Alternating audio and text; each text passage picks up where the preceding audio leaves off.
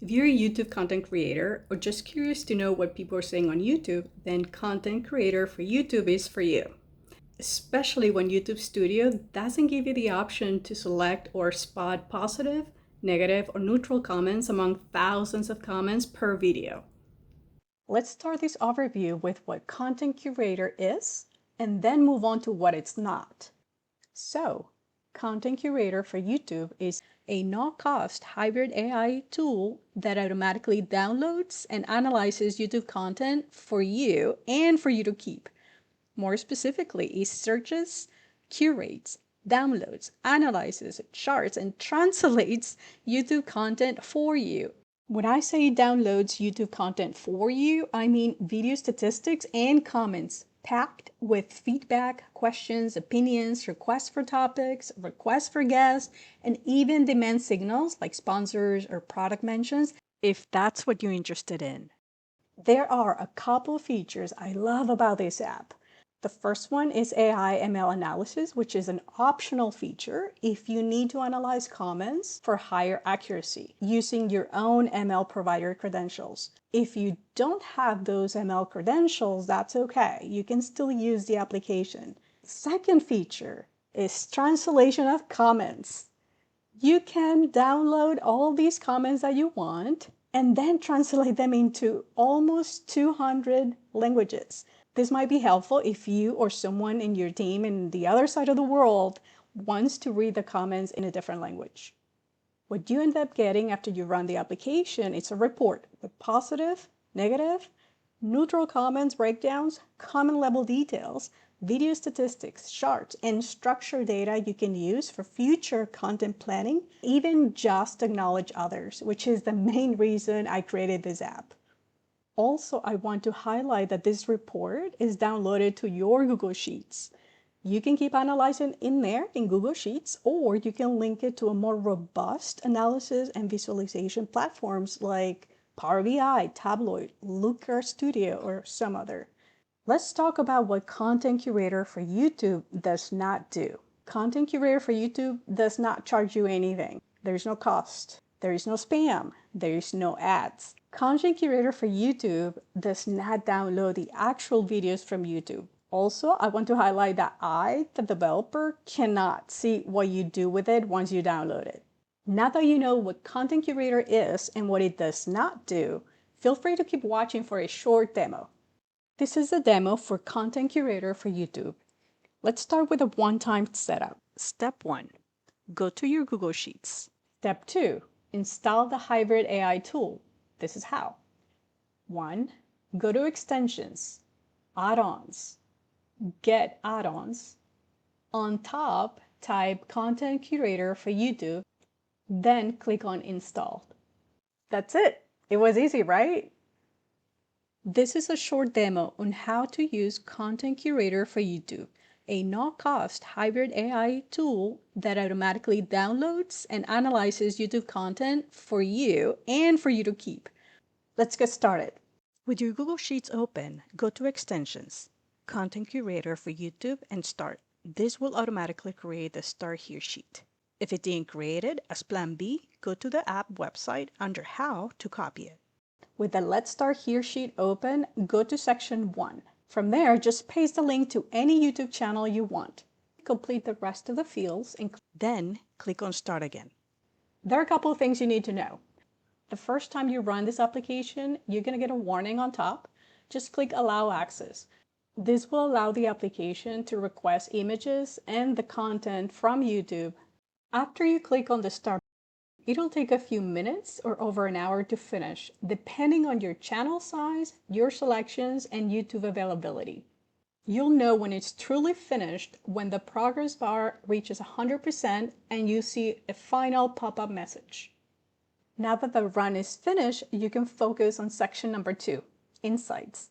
Here you'll find how long the run it took and a few statistics about the channel. Then, if you scroll to the right under section 3 and 4, you're going to see 4 sections: videos, comments, users, and just curious. Each of these sections will show you tables and graphs. Under the video section, you'll see the first table with the top 5 videos with the most likes. within your selections. Then the comments section will show the top 5 comments with the most likes. And under users, you'll see the top 5 users who wrote the most liked comments. Then the Just Curious section shows you a table where you can find the guest suggestions and topic suggestions. If you keep scrolling down, you're going to see a few graphs. These are great because they break down into positive, negative, and neutral comments. So both the tables and the graphs gives you an option to quickly identify who contributed the most to this channel and in what way. Let's go over a few ideas on how you can use this content. To spot the comments with the most likes, go to Comment Likes, sort Z to A, and then you'll see the comment that had the most likes. If that's a comment you want to acknowledge, you can click on the comment link to go straight to YouTube to that particular comment. Like it, not like it, reply to it. It's up to you. And you can keep doing the same thing for a few more comments if that's what you want to do. Another way to acknowledge people is by spotting the comments that got the most replies. Go to Comment Replies, sort Z to A as we did it before. Go over the comment that had the most replies, read it, and if you want to acknowledge that one, then do the same thing we did before. Click on the link and acknowledge it in YouTube.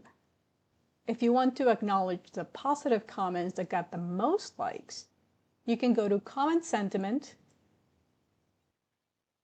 only select the positive sign, click OK, go to Comment Likes, and sort Z to A as we did it before. That way you see the very first one is the one that was positive and had the most likes, as you see now.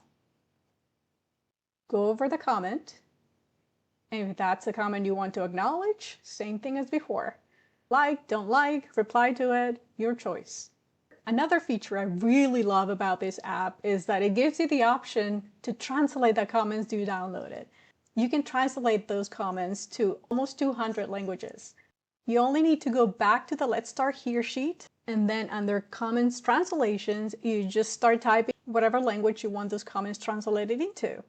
Then you go to the Done sheet, and you'll see at the end of the sheet all the translated comments populating one at a time. You might need to wait a minute or two depending on how many comments there are in the sheet, but it'll do it. You can translate them into Russian, Hindi, Portuguese. Another feature I like about this app is that under comment description, you can filter for any keyword you want. And all the comments that has that keyword, love, in it, it'll show up without you having to go back and forth between rows. You can also type in a sponsor name, and it does the same thing. You can type in an emoji, and it'll filter all the comments that has that one emoji. And also you can port this data set to a more robust analysis and visualization platforms such as Power BI, Tableau, Looker Studio, and others. It was easy, right? I hope this hybrid AI solution helps you, your company, your school, or someone you know. Hi, I'm Lauren. I'm a solutions engineer who had never worked in a project like this before, and I do not regret it, even though it was very challenging for me because I'm not a programmer. But the entire experience was worth it because I wanted to create a solution that made it very easy for people to acknowledge other people, to thank other people, to hear their voice, so to speak. So I wanted to keep on going because I knew it was going to be worth it. I'm going to create a separate video to go over the challenges, the trade-offs, and the lessons learned from the technical side and the non-technical side. So stay tuned. And because this hybrid AI application is all about being grateful and acknowledging others, I want to thank the friends and the contacts all over the world who tested my application at different phases of the development. Every advice and feedback they gave me was incredibly helpful because I was not in those countries. I just couldn't test it that way, and they could. So thank you so much to each of you. I also want to thank OpenAI for creating ChatGPT, which created thousands of lines of JavaScript code that I would have never been able to write. I also want to thank a workplace advocate at Google, Chanel Greco. She answered a number of questions I had about the entire process from beginning to end, and she was there helping me every step of the way. So thank you, Chanel. And of course, I want to thank Google for creating all these applications that worked in the back end to make this application possible for you to use. I'm talking about Google Apps Script, which hosts all the code, calls the YouTube API version 3, and retrieves all these contents, all these statistics from YouTube and saves it in Google Sheets, which is what you actually see. There's also a fourth platform that you don't get to see, and that's Google Cloud. That's necessary to be able to connect all these platforms. So thank you, Google, for making it very easy for someone who's not a programmer to deliver an AI solution to the world. And thank you for using the solution to stay grateful.